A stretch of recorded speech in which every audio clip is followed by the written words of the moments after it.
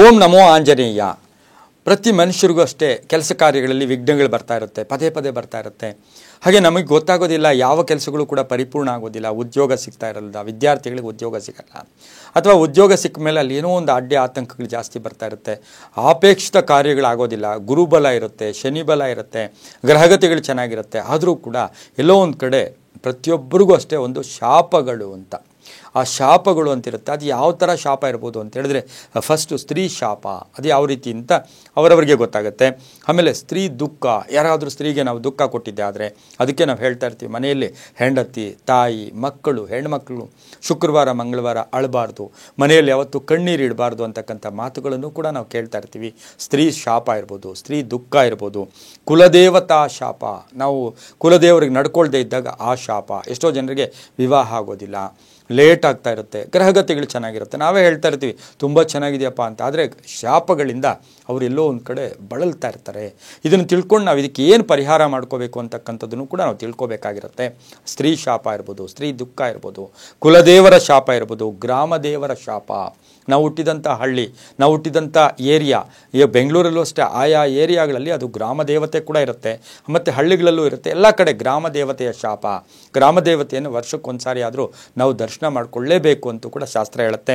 ಹಾಗೆ ಸುಮಂಗಲಿಯರ ಶಾಪ, ತುಂಬ ಯಾರಾದರೂ ಒಳ್ಳೆಯ ದೈವಭಕ್ತರು ಇರ್ತಾರೆ, ಸುಮಂಗಲಿ ಇರ್ತಾರೆ, ಅವ್ರನ್ನ ನಾವು ಏನೋ ಒಂದು ಕಿರಿಕಿರಿ, ಏನೋ ಒಂದು ಮಾತು ಹೇಳೋದು, ಕೋಪದಲ್ಲಿ ಏನೋ ಅನ್ನೋದು, ಅವಹೇಳನ ಮಾಡಿದಾಗ ಅವರ ಶಾಪ ಕೂಡ ನಮಗೆ ಕಾರ್ಯಗಳಲ್ಲಿ ವಿಘ್ನಗಳನ್ನು ತಂದು ಕೊಡ್ತಾ ಇರುತ್ತೆ. ಅದರ ಜೊತೆಗೆ ವಾಯುರೂಪ ಪೀಡಾದಿ ಶಾಪ, ಇದೇನಿದು ಅಂತ ನಾವು ಕೇಳಿದ್ದೆ. ಆದರೆ ದಾರಿಯಲ್ಲಿ ಹೋಗ್ತಾ ಇರ್ತೀವಿ, ಯಾರೋ ಮಾಟ ಮಂತ್ರ ಕೆಟ್ಟದ್ದೆಲ್ಲ ಮಾಡಿರ್ತಾರೆ, ಆ ಗಾಳಿಯ ಮುಖೇನ ಆ ಶಾಪಗಳು ಕೂಡ, ಆ ಪೀಡೆಗಳು ಕೂಡ ನಮ್ಮ ದೇಹವನ್ನು ಆವರಿಸ್ಕೊಳ್ತಕ್ಕಂಥದ್ದಾಗಿರುತ್ತೆ. ಅದಕ್ಕೆ ದೇಹದಲ್ಲಿ ಯಾವಾಗಲೂ ಧನಾತ್ಮಕ ಶಕ್ತಿ ಇರಬೇಕು, ಭಗವಂತನ ಬಲ ಕೂಡ ದೇಹದಲ್ಲಿ ಇರಬೇಕು. ಅದು ಯಾಕೆ ಬರುತ್ತೆ? ಜಪದಿಂದ ದೇಹದಲ್ಲಿ ಶಕ್ತಿ ಬರುತ್ತೆ, ಒಳ್ಳೆಯ ಮನಸ್ಸಿನಿಂದ ಶಕ್ತಿ ಬರುತ್ತೆ. ಆ ವಾಯು ಪೀಡಾ ದೋಷಗಳು ಇರ್ಬೋದು, ಇದೇ ಇಲ್ಲವೆಲ್ಲವೂ ಕೂಡ ಆಕೃತಿ ದೋಷ ಅಂತೂ ಕೂಡ ಕರಿತೀವಿ. ನಾವು ಯಾವುದಾದ್ರೂ ಕೆಟ್ಟದನ್ನು ನೋಡಿದಾಗ ಅದು ನಮ್ಮ ದೇಹದ ಮೇಲೂ ಕೂಡ ಕೆಟ್ಟ ಪ್ರಭಾವವನ್ನು ಕೂಡ ಬೀರ್ತಕ್ಕಂಥದ್ದು. ಇದನ್ನೆಲ್ಲ ನಾವು ನಿವಾರಣೆ ಮಾಡ್ಕೋಬೇಕು. ಹೇಗೆ? ಈ ಥರದ್ದು ಇದೆಯಾ, ನನಗೀಗ ಅನ್ನಿಸ್ತಾ ಇದೆ ಅಂತಂದಾಗ ನಾವೇನು ಮಾಡಬೇಕು? ಕಂಟಿನ್ಯೂಸ್ ಆಗಿ 3 ಭಾನುವಾರ, ಯಾರಿಗೆ ಈ ತಕ್ಷಣ ಈ ಥರದ ಒಂದು ಭಾವನೆ ಬರುತ್ತೆ ಅವ್ರು ಏನು ಮಾಡಬೇಕು?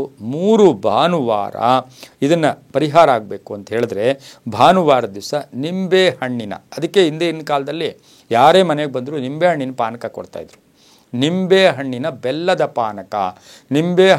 ಬೆಲ್ಲದ ಪಾನಕವನ್ನು ತಾಮ್ರದ ಪಾತ್ರೆ ಇರ್ಬೋದು, ಹಿತ್ತಾಳೆ ಪಾತ್ರೆ ಇರ್ಬೋದು, ಇದರಲ್ಲಿ ಮಾಡಿ ನಿಂಬೆ ಹಣ್ಣಿನ ಬೆಲ್ಲದ ಪಾನಕವನ್ನು ಮಾಡಿ ಹನುಮಂತ ದೇವರಿಗೆ ಭಾನುವಾರದ ದಿವಸ ರಾಹುಕಾಲದಲ್ಲಿ, ಯಾವಾಗ 4:30ಯಿಂದ 6 ಏನು ಈ ರಾಹುಕಾಲ ಸಮಯ ಇದೆ, ಭಾನುವಾರ ರಜಾ ಇರುತ್ತೆ, ಅವತ್ತು ಸಾಮಾನ್ಯವಾಗಿ ಎಲ್ಲರೂ ಕೂಡ ಸರ್ಕಾರಿ ನೌಕರರು ಇರ್ಬೋದು, ಎಲ್ಲರೂ ಮಾಡ್ಬೋದು.